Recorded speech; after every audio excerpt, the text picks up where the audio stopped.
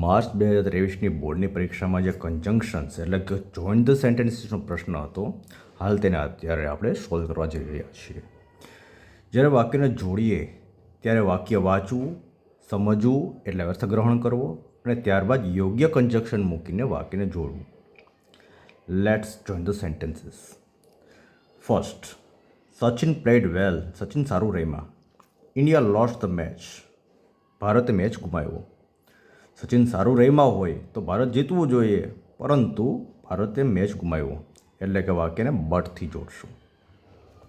Let's join the sentence. First, Sachin played well, but India lost the match. Sachin played well, but India lost the match. Second, Hirwa is my friend. Hirwa મારી મિત્ર છે. Her cousin lives in Indonesia. આપણી પાસે ત્રણ option છે. who કે જે વ્યક્તિ, whose કે જે વ્યક્તિનું, whom એટલે કે જે વ્યક્તિને. અહીં પોઝેસિવ એડજેક્ટિવ રહેલું છે, એટલા માટે હર દૂર કરીને whose મૂકશું અને વાક્યને જોડશું. Let's see. Hirwa is my friend. Hirwa is my friend. Whose cousin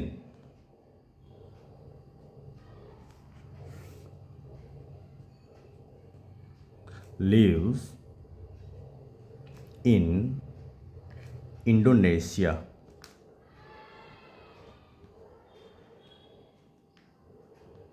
અહીં આપણે whose વાક્ય જોડ્યું છે. Hirwa is my friend whose cousin lives in Indonesia. Third one, my cousin Nand will eat a sandwich. મારો cousin Nand sandwich ખાશે. He will eat a panipuri. તે પાણીપુરી ખાશે. અહીં અલ્ટરનેટિવ એટલે કે એક પ્રકારનો વિકલ્પ દર્શાવે છે. નકાર નથી એટલે આઈધર ઓરનો ઉપયોગ થશે. લેટ્સ સી કેવી રીતે આને જોઈન કરીએ. My cousin Nand will eat a sandwich. He will eat a panipuri.